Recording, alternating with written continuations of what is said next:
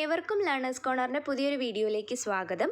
ഇന്ന് നമ്മൾ ഡിസ്കസ് ചെയ്യാൻ പോകുന്നത് 7ാം ക്ലാസ്സിലെ ഇംഗ്ലീഷ് ടെക്സ്റ്റ് ബുക്കിലെ 5ാമത്തെ യൂണിറ്റിൻ്റെ ഇൻട്രൊഡക്ഷൻ ആണ്. എംബ്രേസിങ് എംപതി എന്നാണ് ഈ ഒരു ഇൻട്രൊഡക്ഷൻ്റെ പേര്. എംബ്രേസിങ് എന്ന് പറഞ്ഞാൽ ആലിംഗനം ചെയ്യുക, അല്ലെങ്കിൽ പുണരുക, ആശ്ലേഷിക്കുക, സ്വീകരിക്കുക എന്നൊക്കെയാണ് മീനിങ്. എംപതി എന്ന് പറഞ്ഞാൽ സഹാനുഭൂതി. അപ്പോൾ സഹാനുഭൂതിയെ പുണരുക അല്ലെങ്കിൽ ആലിംഗനം ചെയ്യുക എന്നുള്ളതാണ് പറയുന്നത്. അതായത് നമുക്ക് മറ്റുള്ളവരോടുള്ള അനുകമ്പ, സഹാനുഭൂതി, ഇതിൻ്റെയൊക്കെ ഇമ്പോർട്ടൻസ് ആണ് ഈ ഒരു യൂണിറ്റിലൂടെ നമ്മൾ പഠിക്കാൻ പോകുന്നത്.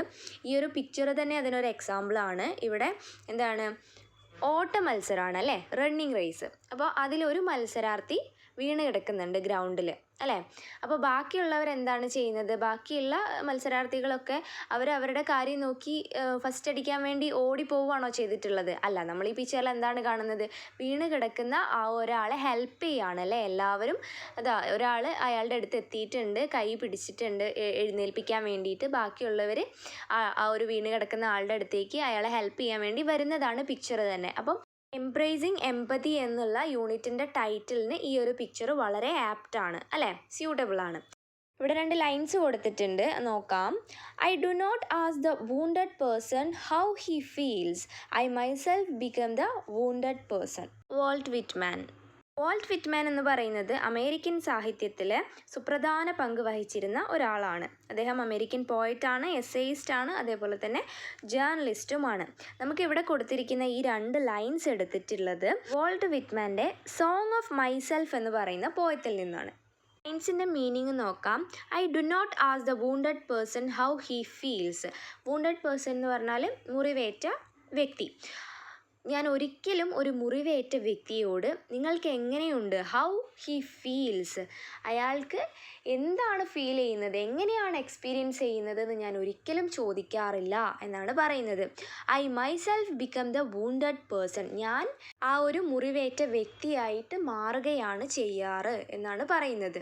അതായത് മുറിവേറ്റ ഒരു വ്യക്തിയുടെ ഫീലിങ്സ്, അദ്ദേഹം എന്താണോ എക്സ്പീരിയൻസ് ചെയ്യുന്നത് അത് കറക്റ്റായിട്ട് കൃത്യമായിട്ട് നമ്മളുടെ പോയറ്റിന് അണ്ടർസ്റ്റാൻഡ് ചെയ്യാൻ, മനസ്സിലാക്കാൻ പറ്റുന്നുണ്ട് എന്നാണ് ഈ ഒരു 2 ലൈൻസിലൂടെ പറയുന്നത്. ഓക്കെ, അപ്പോൾ ഈ ഒരു യൂണിറ്റിൻ്റെ ടൈറ്റിൽ, അതേപോലെ തന്നെ ഇവിടെ കൊടുത്തിരിക്കുന്ന പിക്ചർ, കവിതയിൽ നിന്ന് എടുത്തിട്ടുള്ള ലൈൻസ്, ഇതെല്ലാം കൂടെ കൂട്ടിച്ചേർത്ത് വായിക്കുന്ന സമയത്ത് നമ്മൾ മനസ്സിലാക്കേണ്ട കാര്യം എന്താണെന്ന് വെച്ചാൽ, ഒരു വൂണ്ടഡ് പേഴ്സൺ, അത് ഫിസിക്കലി ആയിക്കോട്ടെ മെൻ്റലി ആയിക്കോട്ടെ, അങ്ങനെയുള്ള ഒരാളെ കുത്തി നോവിക്കാതിരിക്കുക, നമുക്ക് പറ്റുന്ന ഹെൽപ്പ് അവർക്ക് വേണ്ടി ചെയ്തു കൊടുക്കുക എന്നുള്ളതാണ്.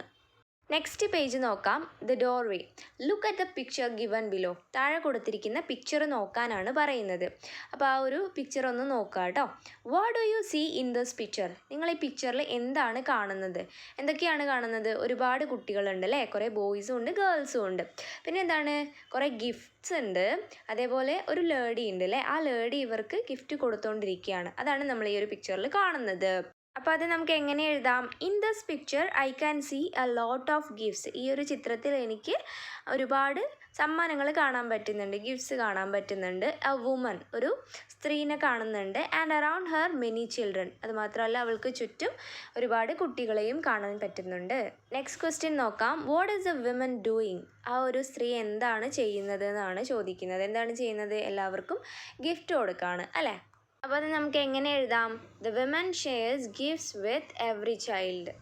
സോ ഇത് യൂണിറ്റ് 5ൻ്റെ ഇൻട്രൊഡക്ഷൻ മാത്രമാണ്.